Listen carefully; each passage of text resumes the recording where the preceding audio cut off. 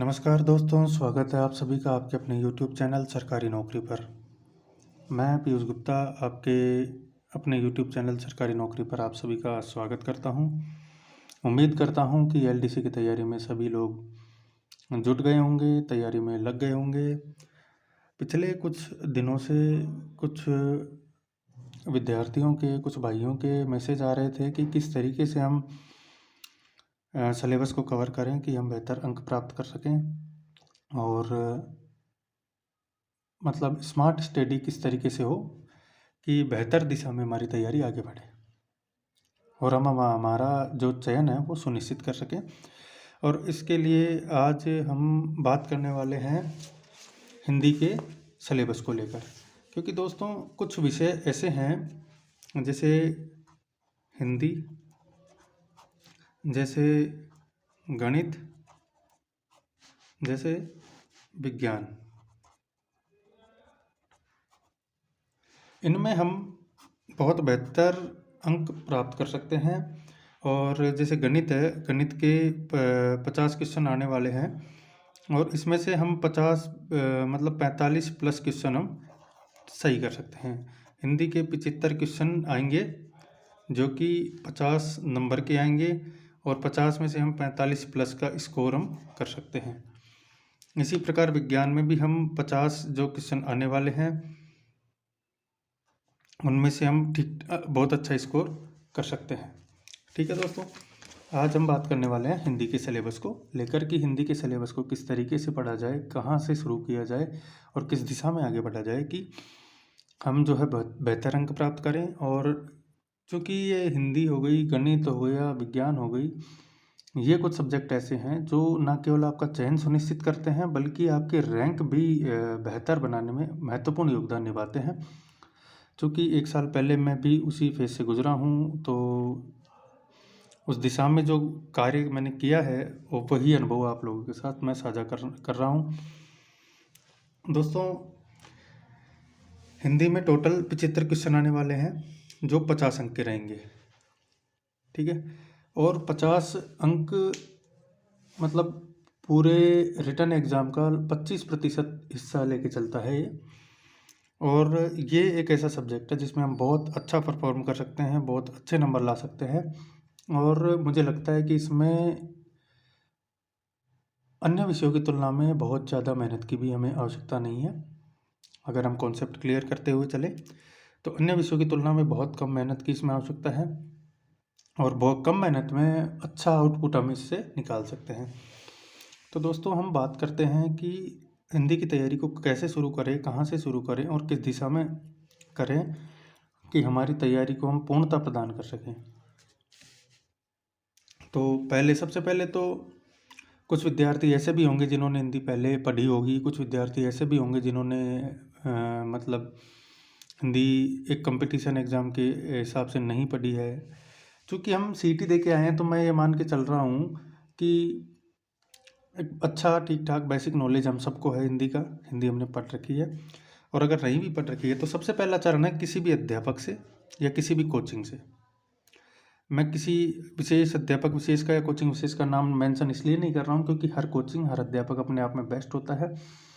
हर कोई अध्यापक या कोई भी कोचिंग जो है वो प्रयास करते हैं अपनी तरफ से बेस्ट देने का। अब डिपेंड इस पे करता है कि आपको कौन से अध्यापक से, कौन सी कोचिंग से पढ़ना बेहतर लगता है। और मेरे को लगता है कि ऑफलाइन जाने के बजाय अगर हम ऑनलाइन की ओर बढ़े कि जिन टॉपिक में हम बेहद कमज़ोर हैं उनमें एक से समझ में नहीं आ रहा है, किसी अन्य से, इस तरीके से जहाँ तक पढ़ें और समझें। और तो हिंदी के लिए रहेगा कि जिस भी अध्यापक से आपको पढ़ना पसंद है या जिस भी कोचिंग से आपने पढ़ रखे हैं, नोट्स तैयार कर रखे हैं, उससे आप बेसिक जो है आपका पढ़ें। उसके बाद सबसे महत्वपूर्ण मैं जो मानता हूँ वो है हिंदी व्याकरण और रचना प्रबोध, जो कक्षा 9 से 12 के लिए RBSE बोर्ड की पुस्तक आती है एक, हिंदी व्याकरण एवं रचना प्रबोध के नाम से। तो उसमें सारे टॉपिक लगभग सारे टॉपिक जो अपने सिलेबस में हैं वो दे रखे हैं। कुछ एक टॉपिक है जो नहीं है, जैसे कि वो जो शब्दावली है, प्रशासनिक शब्दावली वगैरह, इस तरीके की कुछ 1-2 टॉपिक हैं, 2-3 टॉपिक जो नहीं है। उनके अलावा जैसे उसमें संधि संधि टॉपिक दे रखी है, तो हमको क्या करना है कि जो संधि टॉपिक अपन ने अपने नोट्स में से या जिस भी अध्यापक की क्लास ले रहे हैं उससे पढ़ा है अपन ने, उसके बाद इस बुक को खोलना है। इस बुक में से संधि टॉपिक के सारे एग्जाम्पल मतलब हमें पता होने चाहिए, एक एक एग्जाम्पल, प्रत्येक एग्जाम्पल, संधि हो गया, समास हो गया, है ना, इस तरीके से जैसे लोकोक्ति हो गई, मुहावरे हो गए, है ना, वन वर्ड हो गए, या इस तरीके के जो भी टॉपिक उस बुक में हैं, क्योंकि ये ऑथेंटिक बुक है और इसमें से एग्जाम्पल एज इट इज़ मिलते हैं अपने को उसके अंदर। तो इसके तो प्रत्येक एग्जाम्पल जो टॉपिक हमारे सिलेबस में है, प्रत्येक एग्जाम्पल हमें पता होने चाहिए, हमें याद होने चाहिए, है ना। जैसे शब्द शुद्धि हो गई, युग्म शब्द हो गए, इस तरीके का लगभग सारे टॉपिक इसमें मिल जाएंगे। और ये RBSC की बुक आती है, राजस्थान बोर्ड की बुक आती है, 9 से 12 के नाम, 9 से 12 के लिए रचना प्रबोध के नाम से, हिंदी व्याकरण में रचना प्रबोध के नाम से।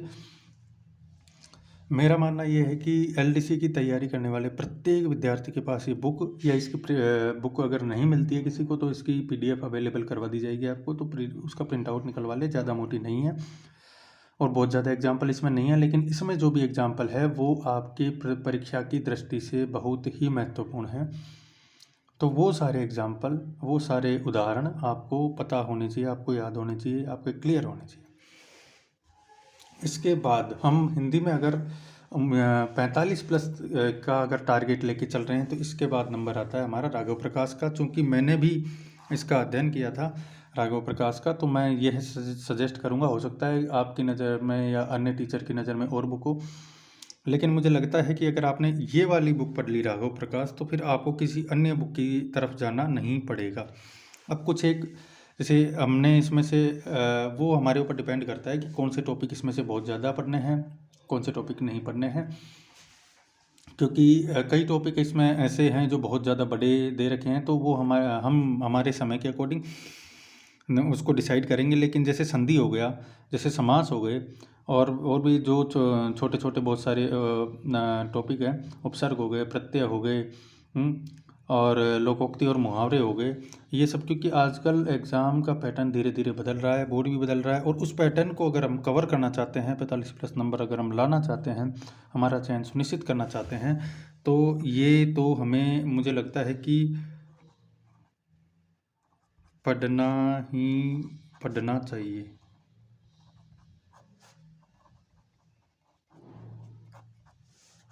ठीक है दोस्तों, इसके बाद देखो, हमने किसी भी टीचर से, किसी भी अध्यापक से एक बार बेसिक नॉलेज ले ली उस टॉपिक की, फिर वो टॉपिक अपन ने हिंदी व्याकरण एवं रचना प्रबोध में से देख लिया, फिर उसके बाद राघव प्रकाश में से वो टॉपिक अपन पढ़ रहे हैं, ठीक है।